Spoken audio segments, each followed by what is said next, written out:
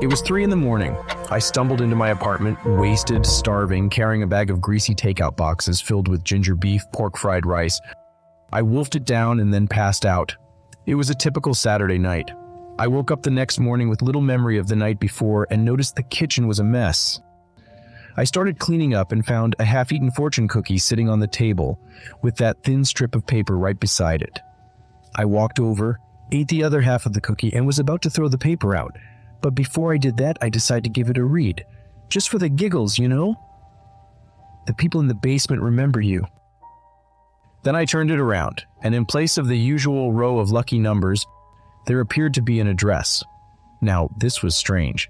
The first thing I thought was that maybe it was the address for the factory the cookie was produced in. That made sense to me. Whatever, I thought. I tossed the paper into the trash and got on with my day. However, I couldn't stop thinking about the address. It hadn't quite registered the first time I'd read it, but as I thought more about it, I was pretty sure that I knew the address from somewhere. It was familiar. After getting home, I tried to resist the urge to fish the fortune out of the trash. I felt nervous, and I couldn't justify why, which only served to make me even more nervous. Eventually, I caved and began digging through the trash. I held the paper up, looking at the address for a long time before a vague recognition slowly began to sink in. I searched it up on Google Maps, and as soon as the images loaded up, the memories began to flood in. The street I grew up on, the woods behind the cul-de-sac, the house that sat right across from ours. I stared at the screen for what felt like forever. I grew up next to that house. Immediately, I tried to rationalize it. What if somebody who's associated with the company lives there? No, I thought. That couldn't be right, because that house had burned down years ago. I tried to think back to that time, but found that my memories of it were strangely distant. I remember that something had happened that caused it burned down, and after that we moved away. I needed answers, and I did have the address, so I decided to drive down the next morning. It wasn't too far away, maybe a 45-minute drive out of the city. The house was exactly like I had remembered, completely burnt down, a blackened shell of a place. I thought seeing it in person might cause the memories to flood back in, but that didn't happen. I sat there in my car for 10, maybe 15 minutes, and at no point did I see anybody else outside. So I decided to go in. There was no police tape and no signs telling me to stay out. As soon as I walked in, my senses were assailed by dust and the smell of old burnt wood. It was darker than I had expected, and I had to use the flashlight on my phone to navigate. I had a quick look around, and then I remembered the fortune. The house had a basement. The hairs on the back of my neck stood up as I listened carefully. There was nothing except the sound of the breeze, which gave me enough confidence to approach the basement door. It was closed, and it seemed like the basement had taken less damage than the rest of the house. It almost looked untouched. I pushed the door open, and almost immediately, I heard something. Maybe a footstep, but I couldn't be sure of it. Then I heard it again, and then again as it got closer. It must have been a squatter, I thought. I wanted to call out and say something, but I couldn't bring myself to do so. The air seemed to get heavy and had an electric feel to it. It felt unnatural. Then I heard some more footsteps. Suddenly, it sounded like a dozen feet were stomping in unison, all of them getting closer and closer to the base of the stairs. I slammed the door shut and ran out of there. I sat in my car, breathing heavy, trying to reconcile what the hell had just happened. I looked over at the house, almost expecting something to burst out the front door, a horde of emaciated ghouls or something, but nothing came, and so I calmed myself down and drove away. I had one more idea to get answers: my father. I had somewhat of a strained relationship with the man, so it had been a long time since I'd spoken to him. But I still had his number, and so I decided to give him a call, just to ask some questions about the house. I went ahead and told him everything that happened: the fortune cookie, the house, the footsteps in the basement, all of it. I wasn't sure what kind of response I was expecting. That he'd call me insane, maybe? Ask me what on earth I was even talking about. But surprisingly, he seemed to be understanding about it. He seemed to be taking me seriously. He told me to calm down, that he had something he needed to tell me, something he should have divulged years ago, but he needed to do it in person. He told me that he was living in a town a few hours away, that he'd drive over and meet me at 3 p.m. tomorrow. I asked him where. His response? The burnt down house.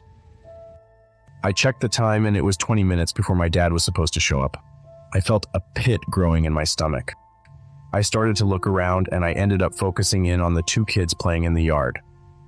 At first I wasn't sure why it was so unsettling, but after a while I realized that it was their movements. So emotionless and almost mechanical. They were literally just standing in place, kicking the ball in a straight line back and forth. No talking, no laughing, just blank stares. The sight of them must have put me into a trance, because when I looked back at the clock, it was 3:01 p.m. My heart began to beat really fast and I looked around, but nobody else had arrived. My dad must have been running late. I took this as a blessing and started my car and prepared to get the heck out of there. But then I caught movement from the corner of my eye. Somebody had opened up the front door of the house from the inside. For a moment, I sat stunned. I didn't want to look. I knew that I shouldn't.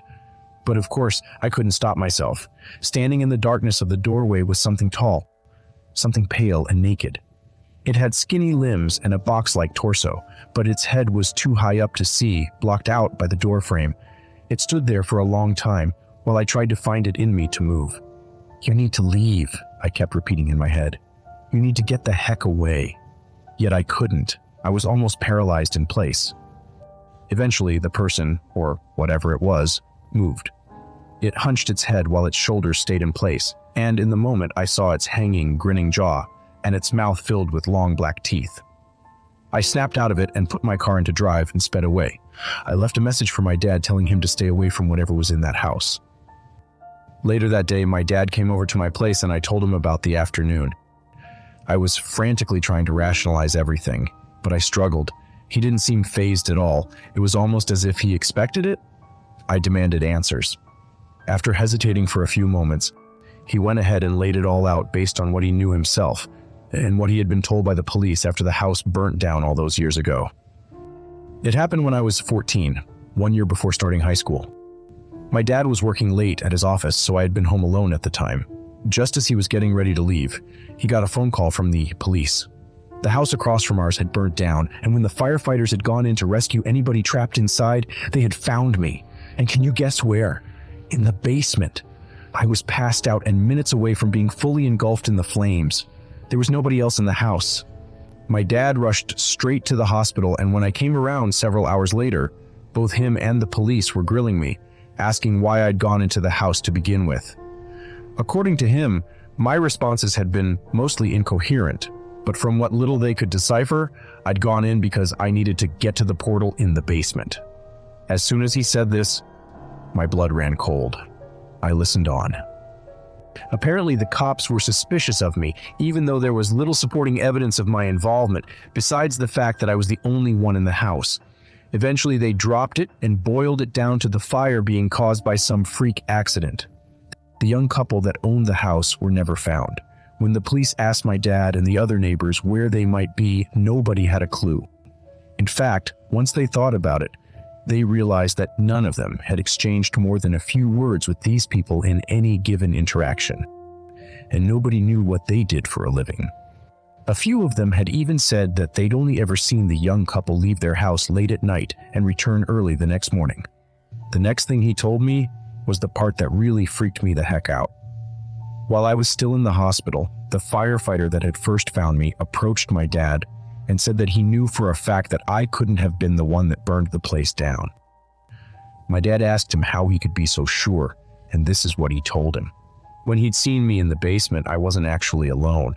I had passed out, but standing at the end of the room were other people. Maybe a dozen of them, all clustered together into a tight crowd. But something wasn't right about them. They were too tall and too pale, their faces too long, and their grinning mouths were too wide. The most upsetting part was that they were all naked and standing perfectly still within the roaring flames. For a moment, the firefighter thought that they might have been lifelike statues. He hoped that they were. He called out to them, "Are you all right?" They didn't respond or move at all, so he felt safe enough to walk forward and grab me. But the moment he did, he could see all of their expressions change in unison. The smiles suddenly replaced by looks of sheer malice. He said it was the first and only time he'd ever seen pure evil in front of him. It was in their eyes, a complete lack of soul. He then lifted me up and started to carry me away as the smoke began to get suffocating. He thought he saw one of them step forward, and that's when he lost his calm and bolted. My dad was skeptical of his story, but why would the firefighter lie? There was nothing to gain. Tall, pale, long hanging grins. The people in the basement remember you. The more I thought about it, the more I could begin to remember it. The voices luring me in, the stinging heat of the fire, the faces, the strange dancing, the chants.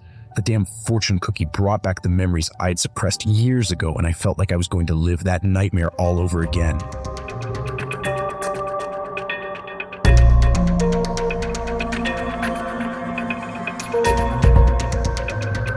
Watch another if you dare.